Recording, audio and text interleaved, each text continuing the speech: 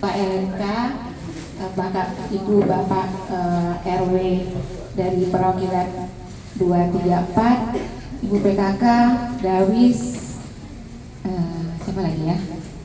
Dan khususnya kader Jumantik RW 01 dan perwakilan dari RW 234. Alhamdulillah pagi yang cerah ini kita bisa berkumpul di sekretariat RW 01 ini ya, yang sudah bagi saya sih sudah familiar banget, udah lama banget di sini dan pulang kampung saya ke sini. Dan kita nggak muter ya Pak kalau dari satu ya Pak, nggak muter-muter ya kalau dari satu lokasi. Oh tapi nggak penempatannya tetap di sini ya. Tapi kalau buat saya memudahkan, kalau ini gampang saya nyarinya. Kalau diputar-putar kayak di RW 3, nanya lagi, gimana lagi gitu ya. Paling luas. Iya. Tapi intinya tetap buat kebersamaan kita, buat kita saling koordinasi dalam memberikan pelayanan ke masyarakat. Karena banyak hal-hal yang harus kita diskusikan bersama tentunya, atau ada hal-hal yang mungkin akan kita rebukan. Untuk kasus kayaknya ada pertambahan 1 ya, tapi PE-nya negatif ya. Mudah-mudahan nggak nambah lagi. Amin. Ya. Harinya udah cerah nih ya. Tapi kami dari Puskesmas terutama sangat berterima kasih kepada Ibu Kader yang telah bersusah payah mempertahankan gimana Kebun Manggis ini jauh dari kasus DBD. Walaupun ada, alhamdulillah bisa kita tangani dengan baik. Dan di samping itu sangat banyak tugas mulia yang dititipkan kepada Ibu Kader yang selalu keliling di, terutama di RW RT-nya masing-masing ya. Kan masing-masing RT ada ya, minimal menjaga lingkungan RT masing-masing, juga menginformasikan hal-hal yang kalau yang berhubungan dengan kami tentunya yang berkaitan dengan masalah kesehatan. Nah, dengan pertemuan ini hal-hal yang kami nanti titipkan ke Ibu Bapak seketika PSN untuk menginformasikannya ke warga kita. Dan untuk waktu dekat nih kita akan mengadakan kegiatan IFA nih pada ibu-ibu nih. Aduh, yang ibu di sini yang sudah IPA tahun ini siapa? Yang di sini yang udah IPA tahun ini? IPA Bu, IPA. Ibu udah 1, Bu, tinggian Bu, nggak kelihatan Bu, tinggian Bu. Kok cuma 1? Kok cuma 1? Kok cuma 1? Yang mana itu Jo? Yang lain belum datang. Ini pertanyaan yang bagus. Lansia boleh nggak? Kalau saya lansia, kalau memang belum pernah dan mau, saya bolehkan. Karena bukan hanya kanker serviks yang kita deteksi. Saya pernah dapat kasus lansia yang katanya hemoroid, tapi nggak diperiksa. Tapi saya udah pernah itu vaksin. Kalau pernah bagus, nggak apa-apa Bu. Tapi kalau ibu mau, saya ke teman-teman bolehin. Ya, cuma kalau memang belum pernah sama sekali, kalau mau lebih bagus. Karena kan bukan hanya kanker serviksnya yang kita periksa, banyak hal-hal yang kita temukan di situ. Misalnya nih ada nih lansia nih, karena dia udah lansia kan dia nggak berpikir ke sana. Ketika ngomong dia katanya hemoroid. Nah kebetulan waktu itu yang periksanya dokternya laki-laki dan nggak diperiksa, ngikutin apa yang disampaikan si ibunya. Pas datang ke saya, dia cerita lagi. Saya penasaran. Pas saya lihat, saya buka, bukan hemoroid, tapi rahimnya yang turun. Itu mungkin di awam namanya turun perok. Itu kan beda. Jadi kalau misalnya ada ibu-ibu yang lansia tapi belum pernah periksa sama sekali, mau periksa, saya sama tim saya bolehkan untuk melihat. Mungkin untuk IVA-nya sendiri yang mau kita periksa itu udah nggak kelihatan lagi sama kita karena dia udah naik. Tapi ada hal-hal yang lain yang kita bisa deteksi di situ. Ya. Tapi harapan saya nih untuk kegiatan-kegiatan seperti Posbindu, IVA, saya harapnya itu sebelum kita sampaikan ke warga buat kader dulu, karena kan itu buat kita, ya. jangan sampai kadernya nggak pernah periksa, ternyata kadernya yang bermasalah kesehatannya. Ya, ini biasanya gini nih, Bu kenapa nggak bisa Bu? Takut takut kenapa? Takut ketahuan. Nah, biasanya gini, Bu, Ibu udah tahu kan, kanker serviks itu penyebab kematian tertinggi pada perempuan, bisa sama juga kanker payudara. Tapi itu pada tahap awal kadang-kadang nggak ada keluhan, nggak ada gejala, tapi bisa kita periksa, kita deteksi namanya. Kalau kita baru periksa setelah ada keluhan keputihan, perdarahan, kita terlambat. Nah, kalau kita periksa lebih awal, misalnya pun positif, kan lebih awal, lebih bisa diobatin daripada kita terlambat, udah ketahuan nggak bisa lagi pengobatan. Pilih mana? Pilih nanti malam tidurnya nggak enak mikirin saya bagus apa enggak, atau diperiksa setelah periksa apa sih Bu? Bagus ya Bu? Tenang nggak Bu? Tenang. Saya mau rutin. Nah, Ibu ini udah ngerti dengan kesehatan rutin. Nah, buat kita para kader mungkin yang akan berat di tahap awal, karena kita harus menumbuhkan kesadaran si ibu-ibu itu. Nanti kalau dia udah mau, dia akan nyari kapan ya Bu, kapan ya periksa IPA lagi. Yang udah paham dia nyari kapan dia periksa lagi, ya. Jadi harusnya ke ibu-ibu dulu, ya. Nah, saya juga lagi coba ini lagi ke ibu kader-kader IFA-nya. Udah ada kader IFA, ada satu juga ada ya. Udah dikumpulin sama yang PJ program kita Bidan Mega. Nanti saya akan coba mungkin lebih pendekatan lagi ke kader IFA-nya. Kita pelajari masalahnya apa, kenapa capaian IFA kita rendah. Harusnya ibu usia produktif sampai 59 tahun itu semuanya di screening. Kenapa capaian kita sangat rendah banget? Kayaknya belum sampai 10%, kan rendah banget ya. Apa kesalahannya di kita atau penyampaiannya gimana? Nanti kita evaluasi.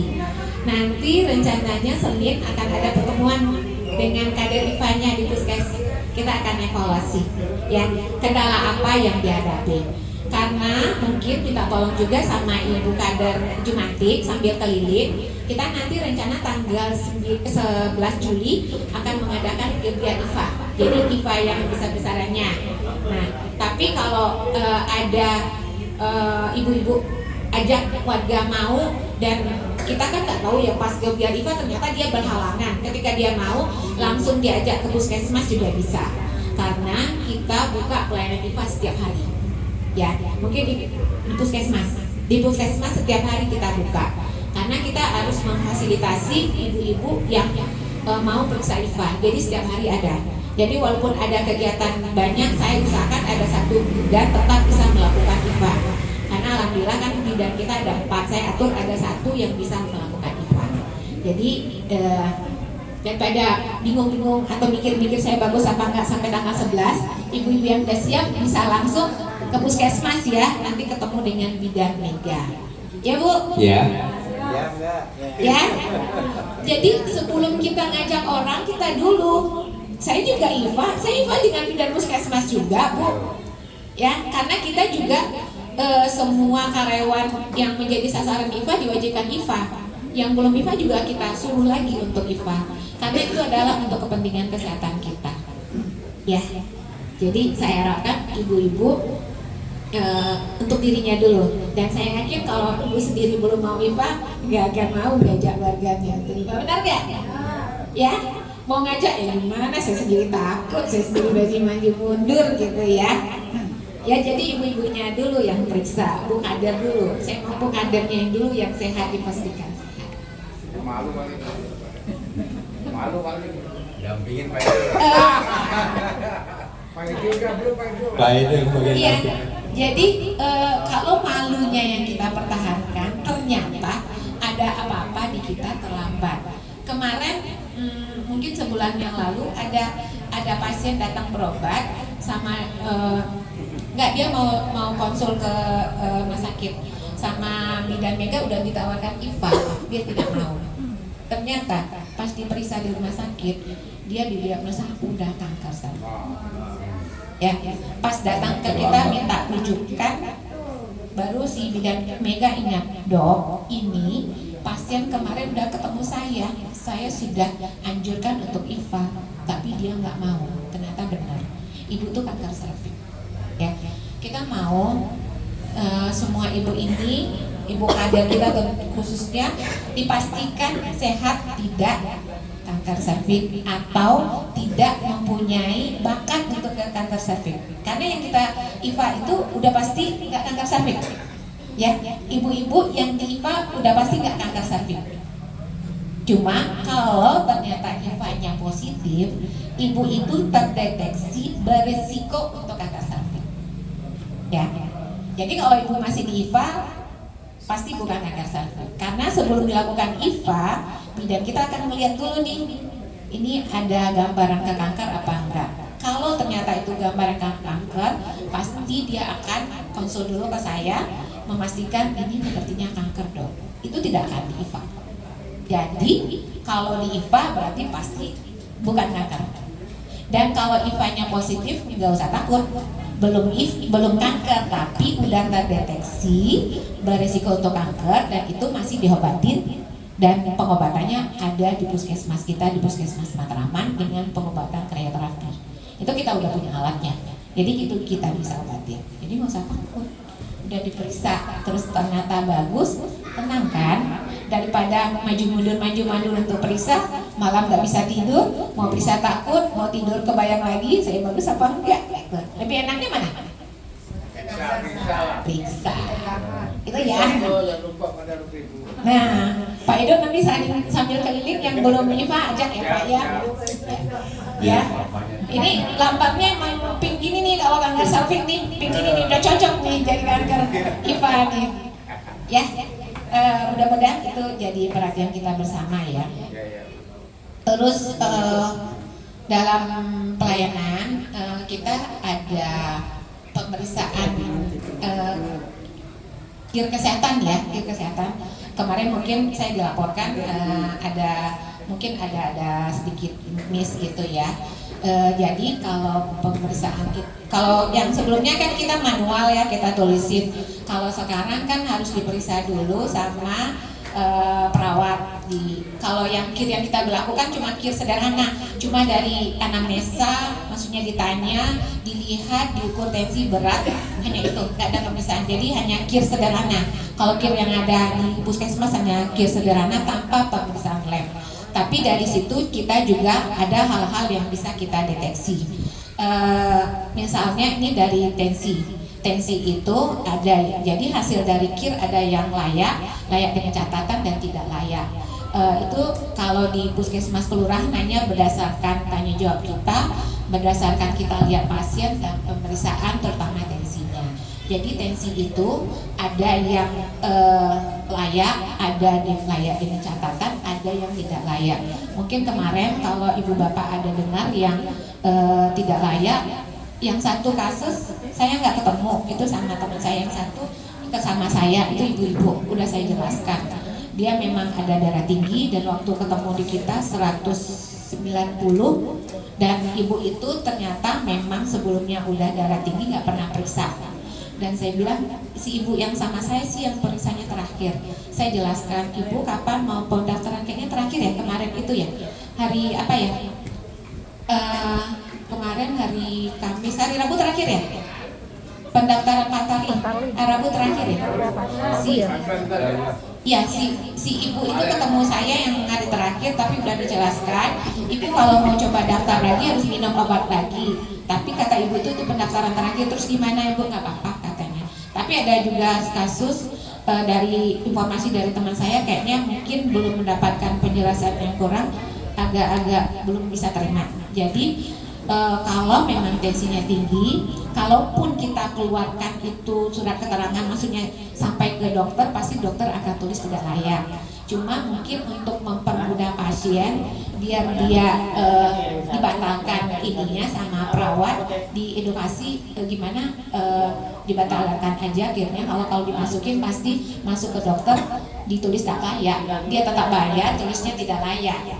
Nah akhirnya itu dibatalkan ya, dibatalkan, dihapus, dikembalikan uangnya. Jadi itu sebenarnya kita untuk membantu pasien. Ya saya kan udah bayar, dapat keterangan ternyata tidak layak. Ya mungkin itu diinformasikan juga, karena walaupun hanya pemeriksaan dengan yang paling sederhana, tetap ada kriteria layak dengan catatan atau tidak layak. Kalau misalnya dia hipertensi, tensinya meningkat 150, kita masih bisa keluarkan keterangannya, tapi dengan catatan si ibu atau bapak itu berobat. Ya mungkin hal-hal itu kalau ada mungkin agak sedikit gonjang-ganjing, tolong ibu bapak bantu menjelaskan kepada warganya.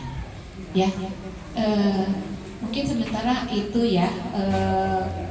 Kalau ada yang lain bisa kita diskusikan nanti. Sementara mungkin itu, kalau nanti ada tambahan silakan. Terima kasih. Assalamualaikum warahmatullahi wabarakatuh.